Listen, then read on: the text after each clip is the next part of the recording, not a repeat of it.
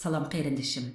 Hazır anlaydıqadыңыз Abduqadir Jaloliddinning Yüzimiz, Özimiz va Ko'zimiz nomli kitobiga kirgizilgan asar Tanho haqiqat va ko'pik shon-sharaf. Fikri muhit qo'yiq bo'lmagan jamiyat o'zining ancha ko'p bo'lmagan fikrlik odamlarini yetim qoldirdi. Ularga azor berdi. Nam atqiborlari nam ataqdan qanday foydalanishni bildiganlarning izlash obyekti bo'lib qoldi. Ularning kep uchraydigan mehnatlik ma'naviyati tirikchilik to'zonlari orasida qilib ko'zga cheliqmaydigan mavhum narsaga aylanib qoldi. Hojatni ravo qilishni negiz qilgan kishilik aloqa to'ri odamlarni samimiylikdan, chin insoniy muhabbatdan yiroqlashtirib, ko'z oldidagi bevosita manfaatga so'rab opirdi. Öz qum qayrindoshlarining qismati va kelgusi haqida yolqinjab turib o'ylanadigan kishilar mag'zab shon-sharaf, yolg'on muhabbat, g'arazlik munosabat to'ri ichida hozirab, dardini ichiga yutishga boshlaydi. Bu hol kishiga ulug' mutafakkur buvimiz Alisher Navoiyning munu misralarini esimizga soladi. Meni men istagan yor suhbatiga arjumat etmas, meni istar kishining ko'nglini ko'nglim pisand etmas. Ma'nisi men istagan yorning suhbatiga sazobar qilmaydi, ammo meni istaganlarning qalbiga pisand qilg'im kelmaydi. Istalgan narsalar dilga toyin bo'ladi. Visal ishtiyoqi umrlik ma'na safrini borliqqa keltirdi.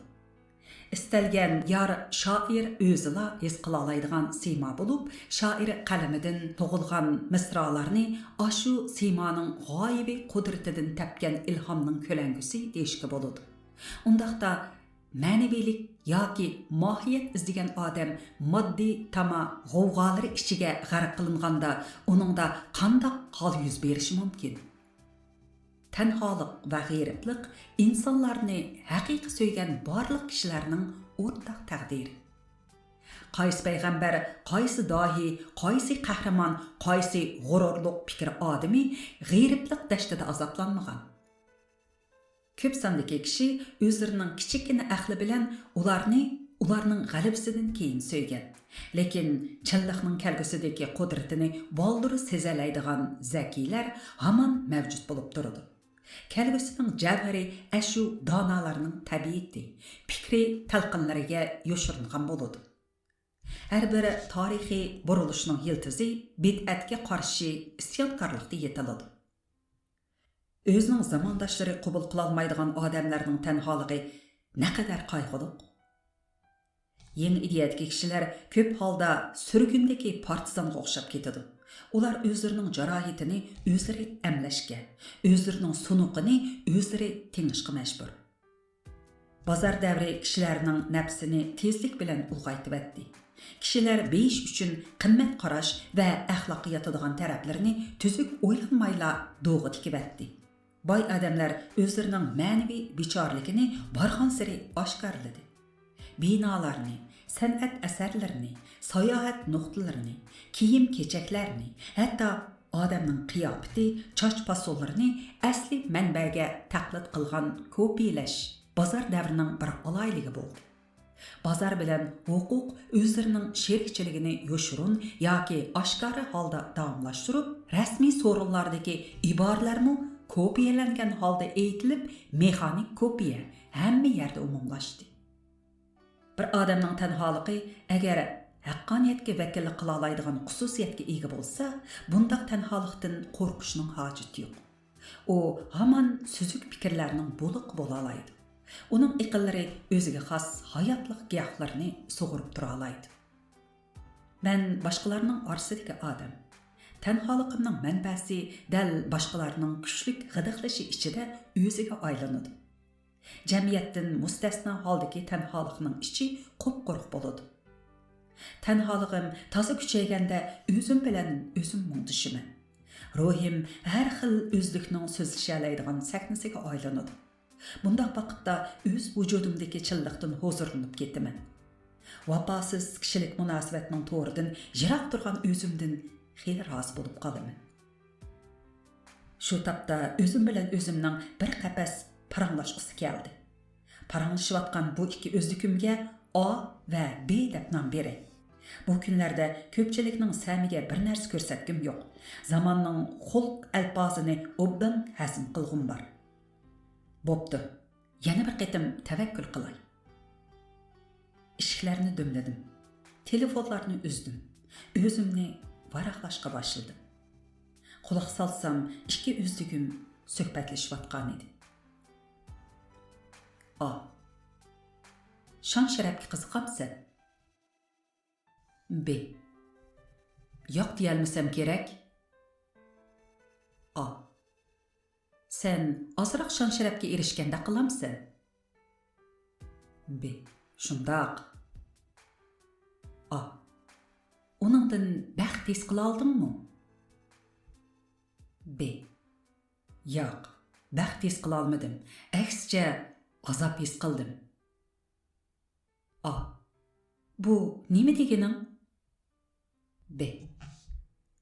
Shon sharaf ba'zida boshqalarning madisiga o'xshab qoladi ekan.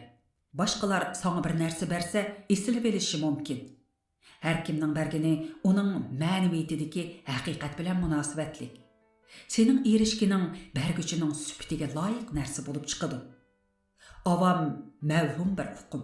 Uni har bir kishi o'z maqsadiga loyiq iste'mol qiladi. Avam bir savdogar uchun foyda etizi. Siyosiyon uchun qartdi. Avamning ma'nisi va mavqesi vaziyatga qarab o'zgarib turadi. Seni madiyliganlar sening hozirgan holatingni qarg'ishi mumkin. Avam iqiyotgan daryo. U seni cho'ktirdi ham layltidi. Ular shon sharaf berganda ko'pincha qo'rqoq bilan muomala qiladi. Ulardagi qizg'inlik tufayli sen asli sifatingni aniq ko'rolmaydigan bo'lib qolasan. O'z-o'zingga bo'lgan obyektiv bahodan jiroqlaysan. Sening xabaring yo'q ahvol ostida kishilar sening obrazingni qurib chiqaraverdi. Balkim sen haqiqiy o'zingni mafhum o'zingga agashtirib qo'yishing mumkin. Shunda qilib oxir bir kuni ko'pikdek barbod bo'lasan. A. Undaqda u xatarlik nima ekanda? B. Shon sharaf, pul va huquqqa erishishning vositasi bo'lib kelayotgan hozirgi kunda uni xatarlik narsa deyishga majburmiz. Agar u odamni aql hushidan, tegishlik g'ururdan ayirib etadigan narsa bo'lib qolsa, texmi shundoq bo'ladi. Shon sharaf kishini muayyan nupuzga erishtiradi. Ammo ba'zilar uningga sun'iy ravishda erishishi mumkin. Cho'lponlarning hayotida shon sharaf uchun yuz bergan razillik misollari ko'p bo'ladi. A. Qaysidir bir dona o'zlikni yo'qotib dunyoga erishganning nima foydasi bor debdikan? B. Durust aytilgan. Shon sharaf tirik bir insonning boshqalarga ko'z-ko'z qilinadigan qabrisiga aylanib qolsa, to'limi fojialik bo'ladi. Xanzu shoiri Beydav mundaq degan edi. Pastkashlik pastkashlarning yo'l xetidir. Oliyjanoblik oliyjanoblarning obidisi. Pastkashlik salbiy hukm. Hatto pastkashlarmi bu sifatni oshkora qabul qila olmaydi. Odamlar pastkashlikdan bezor bo'lib turibliq pastkashlarga nafratlanmasa, pastkashlar jamoat axloqining yaklishiga uchramasa, axloq ojizlarning qo'lidagi qurolga aylanib qolsa, pastkashlar har bir qadamda maqsadiga yetib sharaf quchuversa, oliyjanoblar unsinsiz tugaydi. Hatto oliyjanoblikning tusti tutqili, ko'rsa ko'rgili bo'ladigan biror tal belgisiga mu erisholmay qoladi. Tragediya shu darajaga boradi. Pastkashlarmi oliyjanoblik qolpig'ini kiydi. Kishilarning qo'lida haq nohaqni ayiradigan dastur bor bo'lsa-mu, bu dasturning mazmunlari kishilarga suvdek yodi bo'lsa-mu, kishilarning yanada nohaqqa sukut qilishi ularning insonlik sharafidan olli-burun ayrilib qolganligini ko'rsatadi. A. Nizamul Mulk degan podshoh go'sht purab qolsa tuz solg'uluq, tuz purab qolsa nima solg'uluq debdikan? B. Nomus tuyg'usi o'lgan kishilarga haqiqatdan gap echish eshakka murabba bergandek bir iş. İncilda mervayetіңlarni çoşkularının aldıda dökmеңlar degan gap var. A. Farabining bir gepi esim kelib oldi. Buni bir intertori betida ko'rgan edim. Sana deb bergim kelyapti. To'g'risini tushundigan va tushunganini ijro qildigan odam hurdir. To'g'risini tushunsa-mu, ijro qilish irodasiga ega bo'lmagan odam quldir. Tushuncha ham irodadan mahrum odam hayvon bilan tangdir. B. Qaltis gap. Amaliyotda fikrdagi yuksaklik yoritilib bo'ldi. Gap har bir insonning uni qandoq o'ylab minishida qoldi. O'tkir nazarlik mutafakkurlar o'z davrini yo'rtib berib qolmasdan kelgusidagi kishilarning tabiatini ko'rsatib berdi. Insondagi tabiatga cho'kkan kishilar har qanday zamonga mansub fikrlarning egasi bo'la oladi. Pul masdonligi, huquq hayyorligi, texnika hayronligi, mexanik emgak jarayonida iste'mol asabiyligi xurabiy insonlarning davrimizga xos variantini yaratdi. Ularning iqtisodiy manfaat sezgusi kuchaygan bo'lsa-mu, odillik sezgusi va odillik uchun fidoilik sezgusi gallashib ketdi. Ular asosan degudek rohat, jimjitlik ichidagi bexudlikda o'tadi. Angliya shoiri T.S. Eliot bundoq odamlar tipini puchak odamlar deb sifatlagandi. Atrofingda puchak odamlar qimildab yursa, ularda nafsi g'oliblik qutirab tursa, ularning sana berganlari albatta puchak narsa bo'ladi.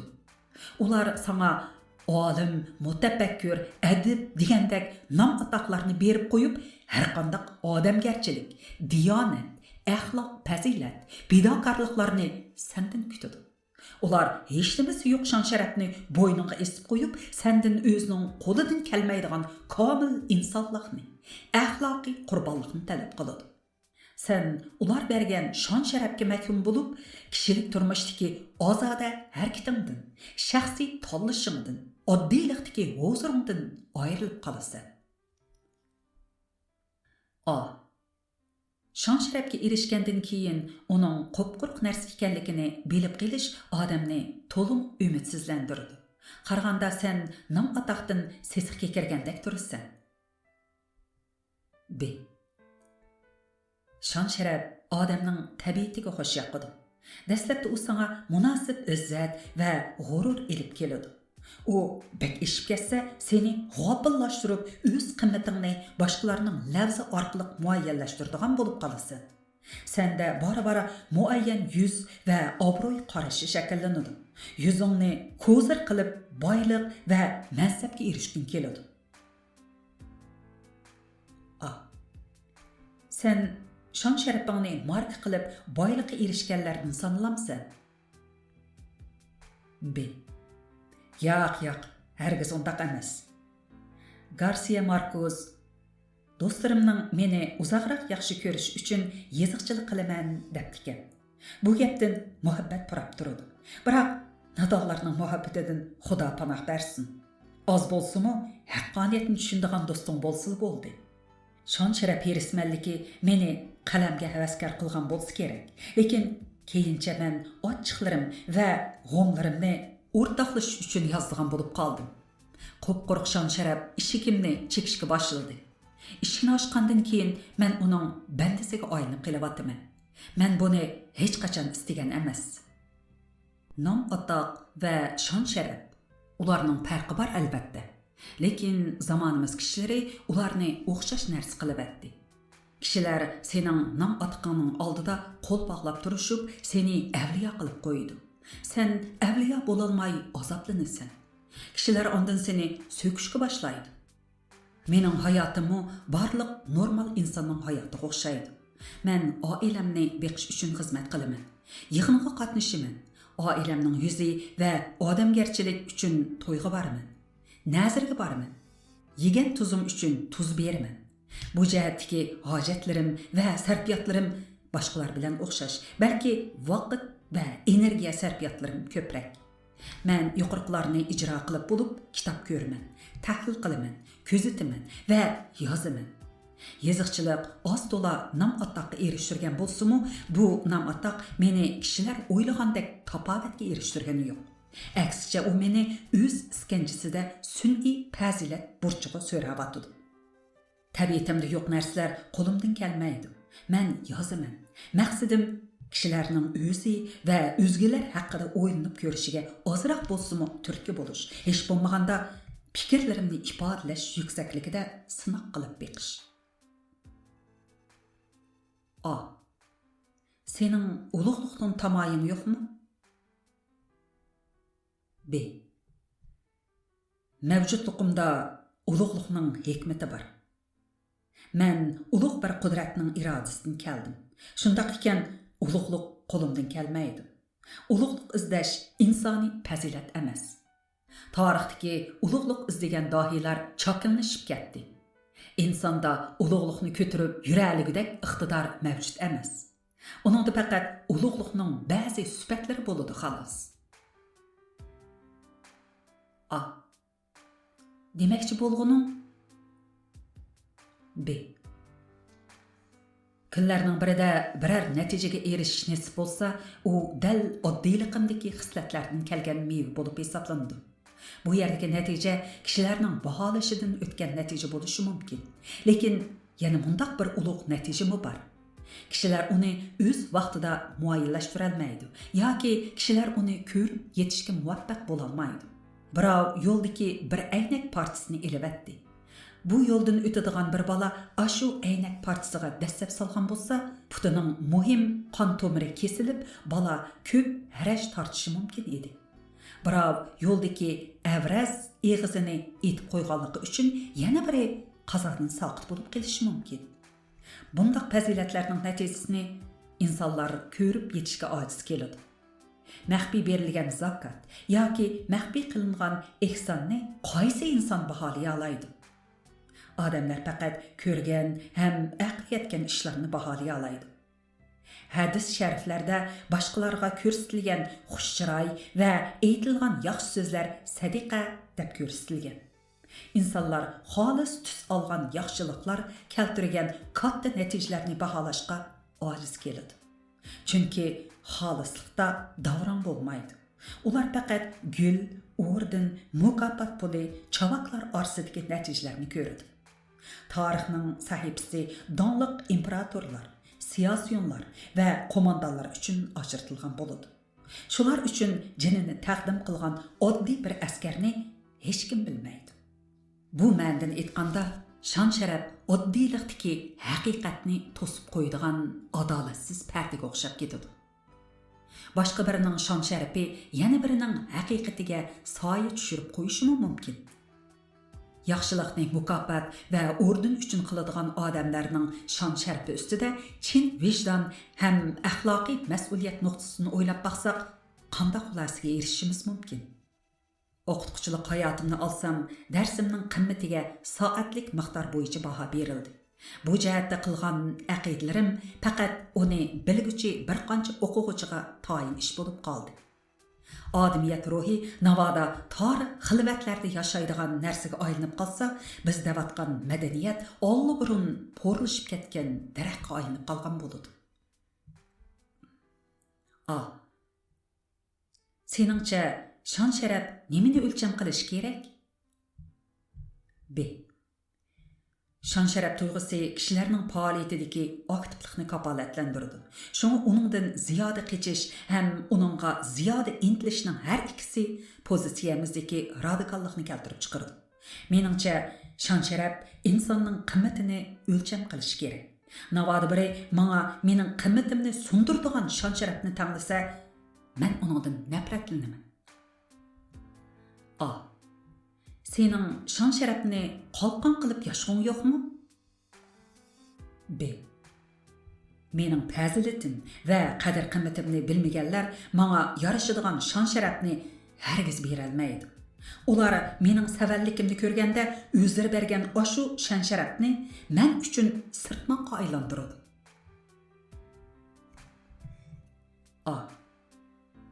Shon sharafni ba'zilar qurol deb qaraydi ekan. B. Әмілияттың қарғанда шындақ болып атыды. Bir siyasiyon, bir artist üçün etqanda şan şərəf nurgun siyasi, iqtisadi fürsətinin yol xetti. Lekin u bir ilmi xadim üçün yarışımlıq libas bola alaydı ki, u izləvatqan həqiqətə şodu bola almaydı. Şan şərəf həqiqət üstüdə izlənətqan adam üçün bir qasraqdır xalas. A. Nam ataq şan şöhrətlərə oxşab ketadigan yana bir uqum var. O bolsumu yüz abroy. Şərq əllərinin içində cunqoluqlarının yüz qarışı naiti gəvdilik. Kişilər yüzümlü qılıb bolsumu degan ibara bilan yaraşdırışni yoki birər ishni bitkizib olishni umid qiladi. B. Şonlaşqa Jungoda yo'l mengish degan bir gap bor. Bu yüzni yüzge to'g'ri keltirib maqsadga yetish degan ma'noga ega. Aslida har bir ish prinsip va qonuniy tartib bo'yicha mengish kerak edi. Yo'l mengish orqali chataqni o'ngishli bo'ladi. Shunga qonunni bilib, yo'lsinni bilmasangiz, ish bilmas odam bo'lib qolasiz. Xiamen Universitetining professori Yi Zhongtian apandi Jungoliklar haqida to'xtalgan bir kitobida 10 tamga bir imzoga teng kelolmaydi deydi. Yüzün çoğun bolsa, başqalar erişelmegenge sen erişelaysan. Başqalar qadir bolalmaganga sen qadir bolalaysan. Çoğun diloni kichikiltalaysan. Yüzlük adamning bir parça tonushtirish xeti, xizmat va arziyat ko'chasidagilarning chiqish yo'li deydi u yana. Çoğun mansabdorlar bilan suratga tushib olish fursatni chin tutishning bir epi. Vaqti kelganda u sening qobiliyatingga qaraganda bakrak e'tiborga sazovor bo'la oladi. Shunga Jungoda tuzigrek o'qib jon boqaman degan odam dasturlarni o'qib qo'ysila kifoya qilmaydi. U yana kishilik munosabatga doir mavhum, ammo reallikda bor bo'lgan shaklsiz dasturlarni o'rganish kerak. A. Jungo ziyolilarining qonunning nupuzi ustidagi cho'qonlari bekor emaskanda, taraqqiyot tanlash iqtidorining ko'payishidan darak berdi ekan. Undaqda jamiyat sistemalari texmo murakkablashadi. Kishilarning nazorat va tanqid huquqi muvaffaq taraqqiy qilmasa, qonunning iqtidori kordan chiqadi ekan. B. Aslida qonun to'g'risidagi gumanitar ong iqtisodiy taraqqiyotning oldida mengish kerak edi. Odamiyat ruhi kamchil jamiyatda hatto shon sharafdek jalbkor narsami xatarlik buyumga aylanib qoladi. A. Xatarlik buyum. B. Shundoq. Ozg'ini shon sharafmi seni o'zingga tava qilmaydi. Kishilar sana o'lishidi. Sen uningdan suyunisan. Qarasang, shaxsiy hayoting uchun qolgan imkoniyatning bakla oz qolganligini ko'rsan. Kishilar seni ko'zitadi, so'rinlarga taklif qiladi. Chaqchaq gaplarimi rost gap tariqasida tarqaladi. Berib fitna vabolarining ohonatlarida qolasan. Leksiyalar so'zlaysan. To'g'ri gaplaring uchun barakalloh yo'q, gapdan ezib qolsang, Xudo saqlasin, ilmakchilar tayyor. Daftarlarga imzo qo'ysan, oxir avtobusga tushib qaytib ketsan. Har bir so'rin sana oliyjanoblik to'g'risida bir qator vazifani topshiradi. Darding va ehtiyojing o'zingning ishi. Hammadan yomoni hasad. U sana bir muncha yoshirin dushman topib berdi. Sen o'zingning tanlashidagi mushaqqatlar tufayli charchamaysan. Dal hasadxo'rlarning gijildoshlaridan horsinasan. Bir faylasuf shundoq degan ekan. Odamni charchitadiğini yiroqdagi tog' emas, dal oyog'ingga kirib olgan qum shig'il. Hasad shon sharafning yenidagi to'ralma. A. Shon sharaf egasi bo'lgan ekansan, kamtar bo'lishing kerak bo'ladi. B. Kishilar kamtarlik deyishidi, biroq takabburlikqa bakrak qoyil. Kishilar vafo deyishidi, lekin vafosizlikqa bakrak moyil. Kamtarlik bilan vafodorlikni o'zining sharti, epi sepi bilan qilmasang, yuzaki odamlar uni ojizlik qatorida hisoblaydi. Men odatda kamtarligim tufayli parvosizlikqa uchrayman. Bir sharq mutafakkiri Oy nurliq bo'lsa-mu, kunda ko'rinivergashga qadrsiz zo'r debdikan. Men kamtarlikim tufayli nurg'un kishining royiga baxtim, dardiga yetdim. Uning uchun hargiz o'kinmayman. Ammo barakat topmas odamgarchilik uchun nihoyat ko'p qimmatli vaqtimni sarf qilib etdim.